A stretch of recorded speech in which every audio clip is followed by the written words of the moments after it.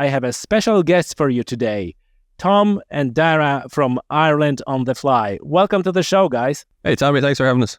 Hey, Tommy, good to talk to you. Ireland on the Fly is obviously a podcast, and everyone who is listening to this podcast should pause right now and go on the app that you're using to listen to this podcast and find Ireland on the Fly and subscribe.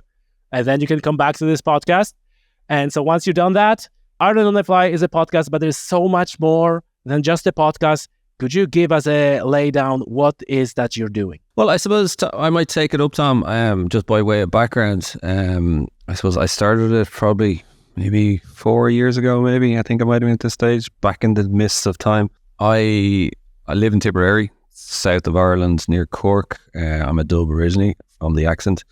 And when I moved down to Tipperary, I started fly fishing the river shores near me. I used to fish as a kid, coarse fishing in lakes and canals and stuff. And I always wanted to take up fly fishing. The shore so close to me. There was the river shore or there was the golf course. And I had plenty of friends who played golf, so I just figured I'll do fly fishing. I figured that'd be a better waste of my time. I knew I couldn't do both. I work in the media. I've been a radio producer. I was a radio producer since 2001. I did my very first podcast back in 2007, would you believe? And we couldn't even call it a podcast. We did it with Leinster Rugby. We had to call it Leinster Rugby Radio because people back then wouldn't even know what a podcast was. And it was probably only, I suppose, I've been working on podcasts since then, and it wasn't really until about 2016 that podcasts, I think, started really taking off. And as I said, I was fly fishing, and started as a passion project, really. I was fascinated first and foremost by, and the subtitle of our podcast is The People and Places of Fly Fishing in Ireland. And for me, I'm not a very experienced angler. Well, especially when I was starting, I'm not like Tom, where I grew up in the water and I'm immersed in the life of fly fishing. I was fascinated actually a lot by the people and the culture and the history to do with fly fishing, because there's such a rich fly fishing history in Ireland. And so if I'd be fishing around Ireland in any places, I'd always be like, what's that church ruin over there? Or why is there such and such a word for trout in the Irish or something like that? So I was always really fascinated in that the culture and the history, especially the 1800s, when you start delving into it and you realize the kind of influence Irish people had on fly fishing and the kind of ripple effect of that influence around the world. So started that podcast, but like anything, when I don't know about you, Tommy, but I find when I was doing it on my own, it becomes difficult, to try and kind of keep doing it week in, week out, and be interesting to get your insights on it. And I knew Tom from fishing, from a documentary I did on mayfly season and carp. And Tom, you can never shut him up. He's been very quiet at the moment because I'm a bit of a gift of the gab as well. And I always got on with Tom, and I approached Tom, what was it, Tom, about 2 years ago? Was it 3 years ago? 2.5 years ago now, I think. 2.5. And I said, Tom, would you be interested in coming on board? And because Tom's an international angler, he's the proper fly fishing angler here. I'm just the kind of enthusiastic amateur. Tom is the professional, the guide. And I like to think it works. I don't know what Tom says. We're still doing it. We even fish together. We haven't fallen out yet. Oh, that works too. So that's by way of it. And, I think most importantly, Tommy, we enjoy it. There's loads of it. I remember, and Tom will tell this story, is, we come up with the ideas together. We've so many ideas. We're bouncing ideas off each other, but we enjoy doing it. I think that's the most important thing. Yeah, you covered most of it there, Daire. Yeah, so I came on because my background has nothing to do with podcasts, anything like that, journalism or whatever, Tommy. I'm a full-time guide here on Loch Corrib and Loch Mask. I've been fishing since I was knee high to a duck. My dad fished, both my grandparents fished. When I wasn't guiding in my lifetime so far, I actually worked in the angling trade, and I worked for a fly fishing company, Hardy and Gray's, for 7 years. I was their Irish sales manager.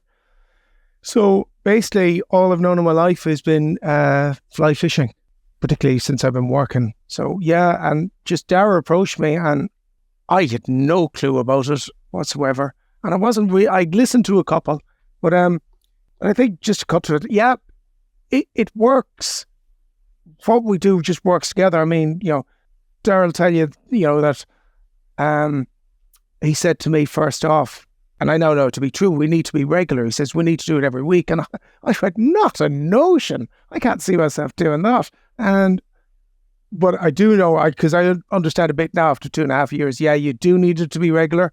But the reason we're regular is, as Daire says, love doing it. Absolutely love doing it. And it's very true what Daire says there. The subtitle as such is The People and Places. And we got to talk to so many different and such a varied amount of people. I'm like, I can go on from guys with some really interesting views about, history, to some really fascinating insight, scientific wise, to guys that, just crack me up. We were just talking there earlier on. There's guys that, I when I'm chatting to them, they just crack me up. And, it's been so varied. And there's a very rich history of fly fishing, all right, in Ireland. But also, not only is it's so varied, and that's the bit that gets me going. And like we were talking there now today about, what we have to do now for the next couple of guests we're doing now. And this is great. And, Darren saying, I got that'll be brilliant. And I actually can't wait to talk to some of these guys sometimes. I really can't. And I'd like to think it comes across that when we're talking to guys, and maybe you know that yourself, Tommy, I think we were saying there earlier on that you get to talk to these people. It's fantastic. It really is. And also as well, I know sometimes we have questions worked out beforehand and it goes way off the script because, the guy will tell you something and you go, wow, that is so amazing. I want to find out more about that. And, all the scripted questions are out the window and, you're down a rabbit hole and it's fascinating. But yeah, that's my side of it. I agree totally. And sometimes guests are coming like, oh, do you have questions for me? And I said like, hey, I can send you bullet points, but there's like no guarantee. We're just not good after second one goes somewhere else. And guys, I gotta ask you a question. You're talking about fly fishing, and what is the proportion of talking about technical aspects of fly fishing or fishing on a certain body of water, and how big of a portion is talking about general environmental issues and the state of the environment? Because obviously, again, before we hit the record on this short interview, we talked about this aspect of things. So could you tell us a little bit like how these two topics are meshing in your podcast? Well, I think we like to get the balance, is what I'd say, Tommy. So we don't, in our head when we're looking at the Excel sheet and planning out the episodes, we want to do always a mix. Say in the next 6 weeks, you'd always try and get a mix of kind of a fishery focus, a kind of an angular interview. So that's kind of more human interest, fly tire as well. Also, maybe a bit of kind of technical, expertise, insights, tips, that kind of stuff. And then also within that, then there is the environmental and kind of newsworthy type. So what we always try and do is we try and especially make it, if it's very topical, because I find is if it's in the news, if people are reading about it, people are aware of it, it's a good way to kind of bring it back to kind of go, listen, guys, I know you've probably seen this, but let's find out a bit more.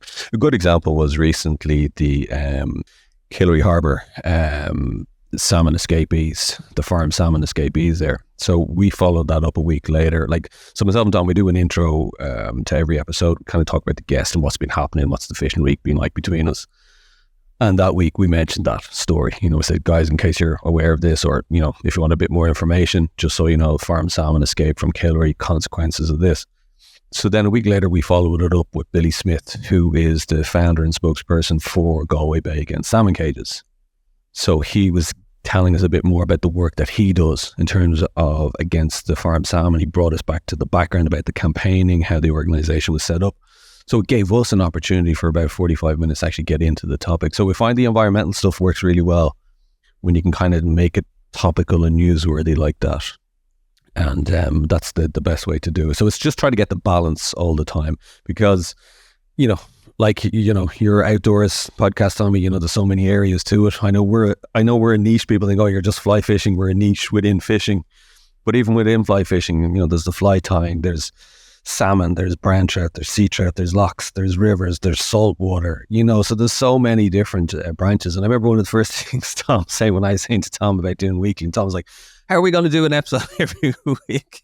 Surely we're going to run out of ideas. But the thing is, once you're in that space of thinking of ideas, you'll never run out of them, I find. Yeah, and the other thing I'd say there with when you just mentioned about environmental, unfortunately, they tend to be, as they're topical, they tend to be when something bad has happened. For example, when Loch Ness hit the headlines, of course. Then, so yeah, also as well, we've covered a fish kill as well, and the Ennistimon.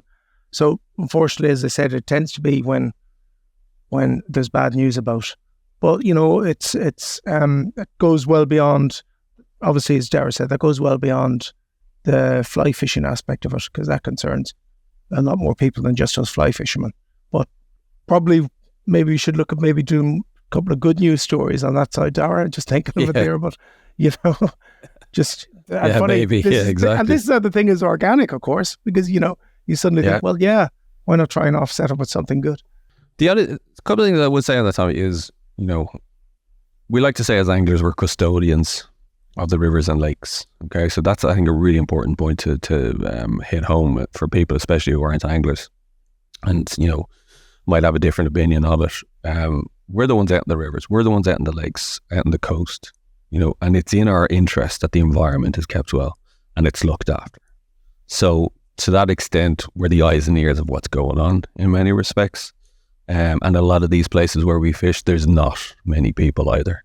So, if anybody's going to get up to no good, they're going to go to these isolated kind of areas that they're going to try and affect the fish stocks or whatever, poaching or whatever they're doing. Generally, there'll be an angler around to keep an eye on it. So I think that's an important point to make. There's a really interesting point, I think, as well as, and, with my 20 odd years experience in the media, and this goes right back. I used to work in current affairs and news journalism and live radio. And it's changing, but not that much. Unfortunately, and I don't know about you, Tommy, but I find environmental issues do not hit home with people in the general sense. And like I said, we first started 20 years ago covering climate change and current affairs. We knew it was a complete turn-off for people. You could see it now.